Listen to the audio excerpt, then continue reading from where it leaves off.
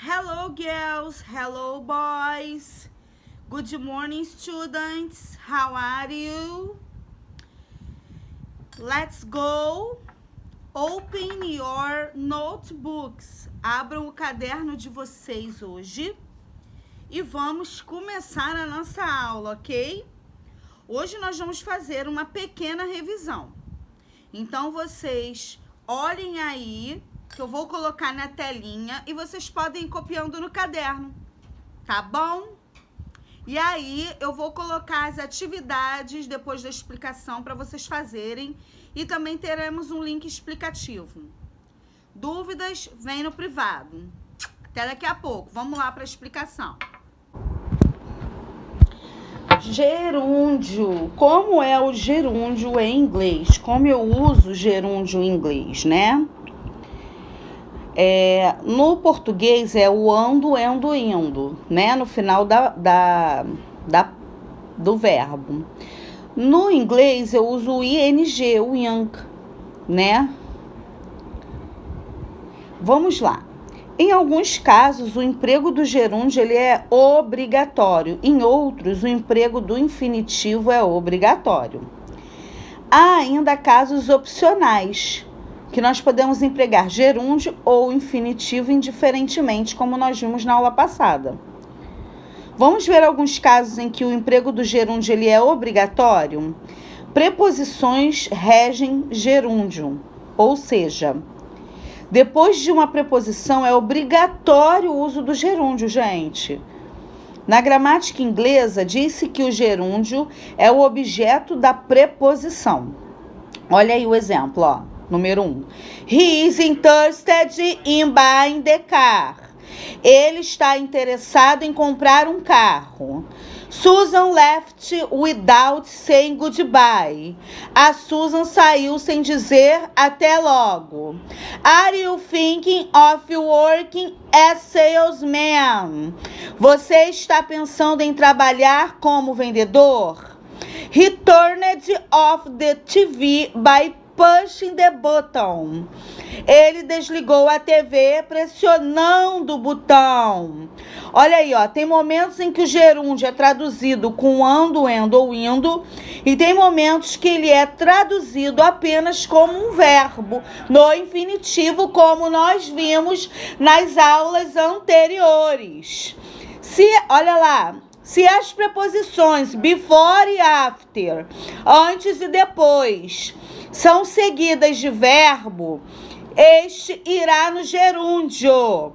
Porém, quando forem seguidas por um nome ou pronome, não há necessidade de gerúndio. A diferença pode ser reduzida ao seguinte: antes de, mais gerúndio, e antes que, mais verbo. É como se fosse, gente, uma maneira de você gravar quando eu uso gerúndio e quando eu uso verbo, no infinitivo, no simple present ou no simple past, tá?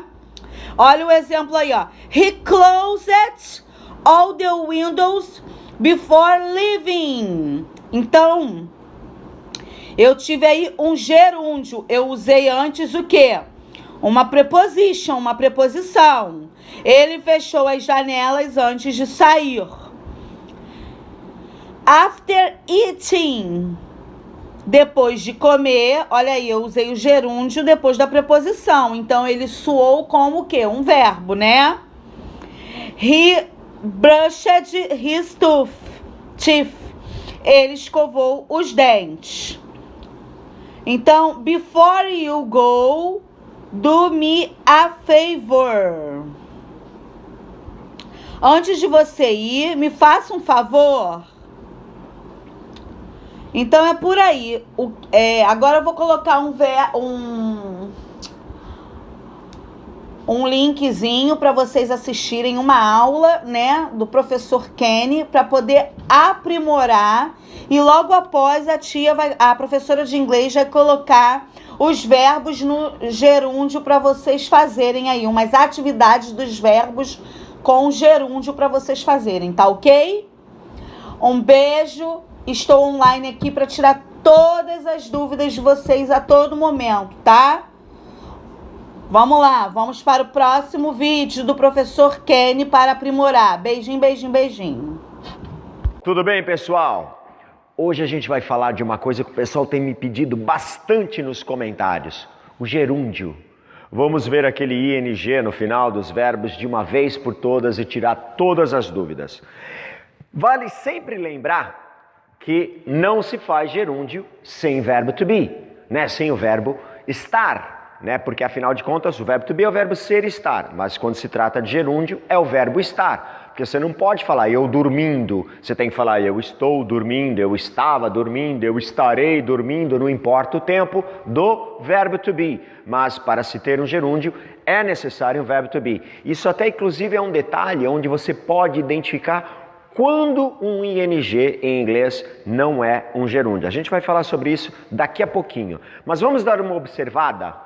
Então nós temos aqui verbo to be, I am, you are, he is, she is, it is, we are, you are, they are, aquele teu velho amigo que te persegue desde a quinta, sexta série, né, da escola. E agora alguns verbos. Como fazer o gerúndio em inglês?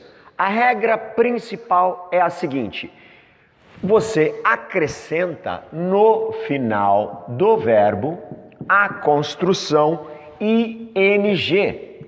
E esta é a única construção, né? Porque no português vocês têm 4 tipos de gerúndio, né? Tem o ando, falando, endo, comendo, indo, dormindo, ondo, pondo, mas não tem o undo, né? Não sei por quê. Podia já ter colocado o undo, né? Já que fez o A, E, I, O, faltou só o U, mas não tem. Mas em inglês não, é apenas o ing. Então, por exemplo, o verbo to work, trabalhar, olha como ele fica no gerúndio, working. Então se eu disser I am working, eu estou trabalhando. Se você mudar o tempo do verbo to be para o passado, né? I was working, eu estava ou eu estive trabalhando, né? Isso, o tempo do verbo to be é uma coisa. Agora para o gerúndio, basta você acrescentar ing. Como por exemplo também o verbo to eat, que nós temos aqui o verbo comer. Olha só, comendo. Eating, né? I am eating, eu estou comendo. Verbo to sleep, dormir. Que aliás, deixa eu só dar uma dica de fonética. Muita gente erra o verbo to sleep, porque tem mania de fazer som de Z, né? Sleep, não é sleep, é S, som de S. Sleep, tá? Não esqueçam disso. Então, I am sleeping, eu estou dormindo. Agora vem as exceções, começam as exceções. O que esses dois verbos têm em comum? O verbo to drive e o verbo to write acabam com a letra E. Quando um verbo em inglês acabar com a letra E você quiser colocá-lo no gerúndio, o que você vai fazer? Você vai tirar a letra E e só então você acrescenta o ing. Então, olha só, o verbo to drive, o verbo dirigir, o guiar, conduzir. Driving, dirigindo, guiando, conduzindo. O verbo to write, verbo escrever. Writing, escrevendo. Tiro o e acrescento ing. Qual é a exceção? Quando um verbo acaba com 2 es, como é o caso do verbo to agree, concordar, como é o caso do verbo to see, ver. O que acontece? Neste caso, você tem 2 es, aí vem aquela dúvida: eu tiro um e só? Tiro os 2? Não, nenhuma das duas coisas. Quando um verbo acabar com 2 es, você mantém os 2 es e acrescenta o ing. Então, por exemplo, o verbo concordar, agree, e o verbo to see, ver, na hora de colocar no gerúndio, você mantém os 2 es e acrescenta ing. Então, agreeing, concordando, seeing, vendo.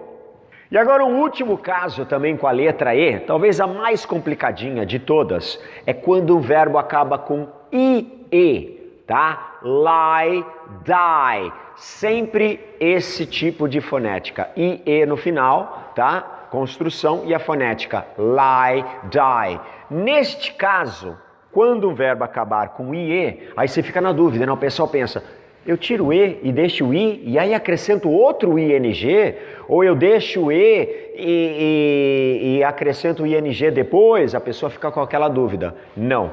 Como eu vou, teoricamente, tirar o E? E aí vem o ING, eu não posso ter dois Is um do lado do outro. Então o que eles acabam fazendo? Você coloca um Y para manter a fonética, lie, die, e aí acrescenta o ING. Então, como é o caso aqui do verbo to lie, que é o verbo mentir, e o verbo to die, que é o verbo morrer. Se eu quiser falar mentindo, lying. Se eu quiser falar morrendo, dying. Falando em Y, muita gente também confunde no gerúndio, que acha que em alguns casos tem que tirar o Y, né? Porque o pessoal já está acostumado. Vocês já viram isso na aula de conjugação de verbos, né? Na terceira pessoa, quando você tira o Y e coloca IES na conjugação de verbos no presente. Vocês também, algumas pessoas já estão acostumadas com o passado também, você faz isso, mas no gerúndio não. No gerúndio, você nunca vai remover o Y. Então, mesmo que o verbo acabe com Y com uma vogal antes, como é o caso do verbo to play, brincar, jogar, tocar um instrumento musical. E como é o caso do verbo to study, tá? Verbo estudar. Você não vai retirar o Y. Você mantém sempre o Y no gerúndio. E aí acrescenta o ING depois. Então, playing, brincando, jogando, tocando. Studying. Aqui o pessoal atrapalha, né? A fonética, olha lá. Studying. Você tem dois sons de I, né? Um do Y e o outro do ING. Então, studying, estudando. Working, eat, eating, sleep, sleeping, drive, driving, write, writing, agree, agreeing, see, seeing, lie, lying, die, dying, play, playing, study, studying, run, running, get, getting. Um último detalhe, de vez em quando, vocês lembram que no comecinho da aula eu disse para vocês que o verbo to be é a ferramenta para você identificar quando é um gerúndio? Porque sem verbo to be não existe o present continuous, o past continuous, né? O presente contínuo, o passado contínuo, que é esta conjugação, ando, endo, indo, ondo. Sem o verbo to be ela não existe. E é assim que você identifica, porque às vezes você também vai ver essa mesma regra, essa mesma construção de acrescentar ING, tirar o E, deixar o E, substituir o IE por um Y e duplicar a consoante, só que não é uma construção verbal. Vou dar aqui dois exemplos. Vejam só, essas duas frases. I like to run, eu gosto de correr. Eu tenho dois verbos, um do lado do outro. Esse like está sendo conjugado pelo sujeito I, então obviamente que ele não vai ter o to. Você só tem o to em inglês, num verbo? Essa é uma pergunta que muita gente me faz também. Quando usar to num verbo? O to, ele só é usado de duas formas. Ou quando você tem dois verbos um do lado do outro, por exemplo, eu preciso dormir. I need to sleep. Eu preciso dormir. Esse dormir está completamente no infinitivo, então ele vai ter o to. Ou também, como é o caso do exemplo que a gente vai falar na aula de hoje. I like to run, eu gosto de correr. Sabe, toda vez que você tem essa construção no português, eu gosto de falar, I like to speak, eu gosto de correr, I like to run. Quando você tem esse de mais o verbo, aí você usa o to. Só que você pode substituir.